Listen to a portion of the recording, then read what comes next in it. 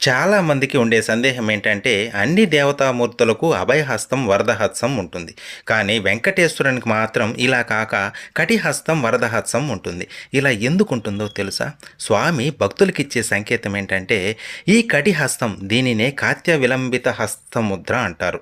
ఇది సరిగ్గా ఎడమ తుంటి దగ్గర అంటే మోకాలిని పట్టుకున్నట్లు ఉంటుంది.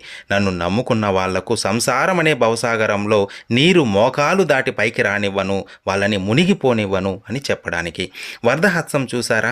ఇది సరిగ్గా పాదాలను చూపుతుంది. నా పాదాలను నమ్ముకున్న వాళ్ళకి వాళ్ళ భారాన్ని నేనే మోస్తాను అని చెప్పడానికి. చూడండి ఈ హస్తాల వెనక ఎంత అర్థం ఉందో.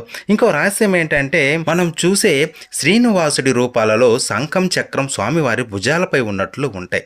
కానీ నిజమేమిటంటే స్వామివారికి 2 హస్తాలే కాక ఇంకో 2 హస్తాలు ఉంటాయి. అవి వెనక నుంచి శంకు చక్రాలను మోస్తూ ఉంటాయి. అవసరమైనప్పుడు ఆయుధాలను ధరించి భక్తులు